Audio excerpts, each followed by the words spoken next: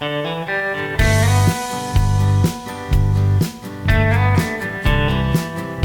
Friends, welcome to Madras சமையல். இன்றைக்கி நம்ம மெட்ராஸ் சமையலில் எல்லாருக்குமே ரொம்ப விருப்பமான பீட்சா எப்படி பண்ணுறதுன்னு பார்க்கலாம். இது பண்ணுறதுக்கு ஃபஸ்ட்டு வந்து நம்ம மாவு தயார் பண்ணிடலாம். அதுக்கு வந்து நம்ம ஈஸ்ட் ஆக்டிவேட் பண்ணணும். ஈஸ்ட்டு சேர்த்தா தான் பீட்சா டோ வந்து நல்லா சாஃப்டாக இருக்கும். இதுக்கு வந்து நான் இன்றைக்கி 1 கப் தண்ணி எடுத்திருக்கேன்.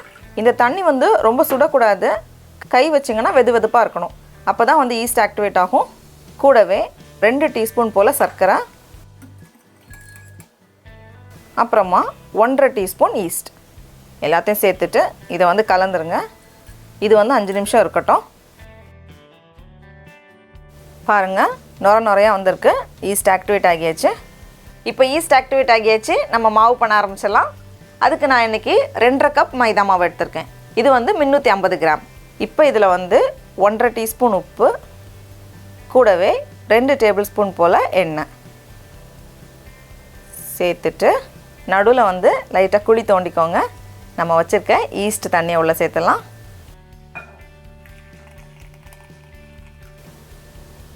சேர்த்துட்டு இதை வந்து நல்லா பிசைஞ்சிருங்க.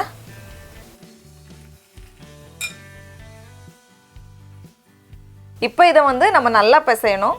ஒரு 10 நிமிஷம் போல் பிசைஞ்சால் தான் நல்லா சாஃப்டாக வரும். இதை வந்து ஒரு ஒர்க் ஏரியாவில் மாற்றிட்டு நல்லா பிசைஞ்சிருங்க.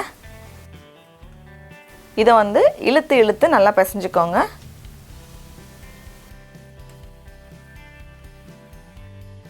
இப்போ பாருங்கள், கையில் எதுவும் ஒட்டாமல் இந்த மாதிரி அழகாக வரும். இப்படி வந்ததும் பவுலில் கொஞ்சம் எண்ணெய் தடவிட்டு மாவு மேலேயும் கொஞ்சம் எண்ணெய் தடவி ஈரமான துணி வச்சு மூடி வச்சுருங்க. இது வந்து டபுள் ஆகிறது வரைக்கும் இருக்கட்டும். கிட்டத்தட்ட 1.5லேருந்து 2 மணி நேரம் வரைக்கும் ஆகும்.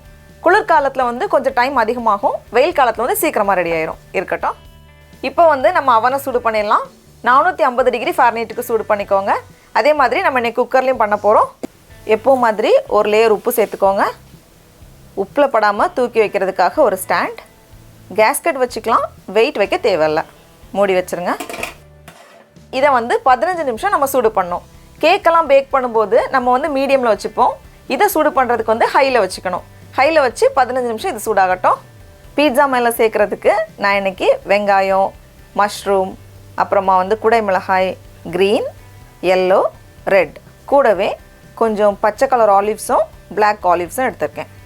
இப்போ கிட்டத்தட்ட 1.25 மணி நேரம் போல் ஆகியிருக்கு. பாருங்கள், நல்லா டபுள் ஆகியிருக்கு. டிஷ்யூம்.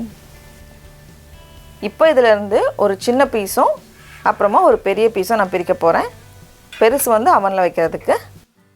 நான் வந்து அவனில் வைக்கிறதுக்காக 12 இன்ச் பேன் எடுத்திருக்கேன். இப்போ இதை வந்து விரித்து வச்சுக்கோங்க. ரொம்ப மெல்லிஸாக இருக்கக்கூடாது, அதே நேரம் ரொம்ப திக்காக இருந்தாலும் நல்லா இருக்காது. அதனால மீடியமாக இருக்கிற மாதிரி பார்த்துக்கோங்க. இந்த மாதிரி விரித்ததுக்கப்புறமா ஓரங்களை வந்து அமுத்தி விட்டுக்கோங்க. அப்புறமா ஒரு ஃபோர்க் வச்சு லைட்டாக குத்தி விட்டுக்கோங்க. இல்லைனா பேக் ஆகும்போது மாவு வந்து எலும்பி வரும். கொஞ்சம் கனமான திக்கான பிளேட் எடுத்துக்கோங்க. அப்போ தான் கீழே வந்து நல்லா க்ரஸ்ட் வரும், நல்லா கிறிஸ்பியாக இருக்கும். நம்ம வந்து ஸ்டெயின்லெஸ் ஸ்டீல் இல்லைனா அலுமினியம் பிளேட்லாம் பயன்படுத்தலாம். அடுத்தது இது மேலே ஸ்ப்ரெட் பண்ணுறதுக்காக நான் ஃப்ரெஷ்ஷாக வீட்டில் பண்ண பீட்சா சாஸ் எடுத்திருக்கேன். இந்த வீடியோவோட லிங்க்கை கீழே டிஸ்கிரிப்ஷனில் நான் ஷேர் பண்ணுறேன். ஒரு லேயர் சாஸ் சேர்த்துட்டு நல்லா ஸ்ப்ரெட் பண்ணிக்கோங்க. சாஸ் சேர்த்ததுக்கப்புறமா மேலே வந்து கொஞ்சம் சீஸ். நான் வந்து கடையில் வாங்கின mozzarella சீஸ் எடுத்துருக்கேன். இந்த மாதிரி துருவியே கிடைக்கும், அப்படி இல்லைனா பிளாக் மாதிரி கிடைக்கும். அதை வந்து நம்ம துருவி எடுத்துக்கலாம்.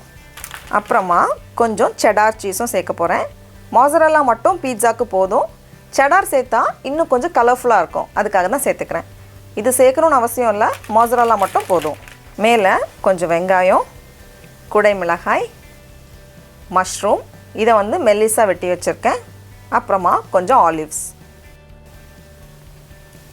இதுக்கு மேலே மறுபடியும் கொஞ்சம் சீஸ். நல்லா சீஸியாக இருக்க போது. நம்ம வீட்டிலே பண்ணுறதுனால நமக்கு பிடிச்ச மாதிரி ரொம்ப அழகாக பண்ணிடலாம். மேலே வந்து கொஞ்சம் இட்டாலியன் சீசனிங் சேர்த்துக்கலாம். இது சேர்க்கலனாலும் பரவாயில்ல, நல்லா தான் இருக்கும்.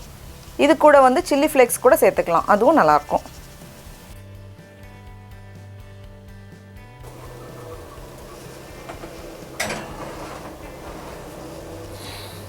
அதே மாதிரி குக்கரில் வைக்கிறதையும் ரெடி பண்ணிடலாம்.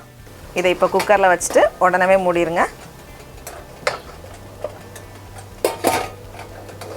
450 டிகிரி ஃபாரன்ஹீட்டில் இது வந்து கிட்டத்தட்ட 15 நிமிஷம் போல் ஆகும்.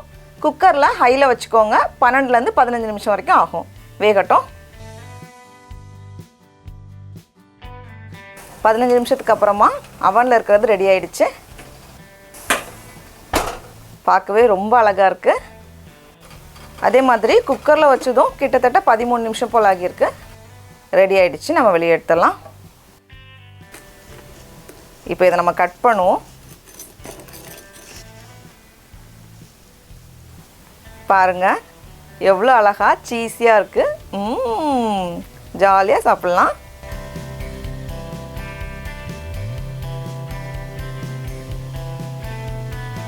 டடா, நம்மளோட பீட்சா ரொம்ப அழகாக தயாராகிடுச்சு.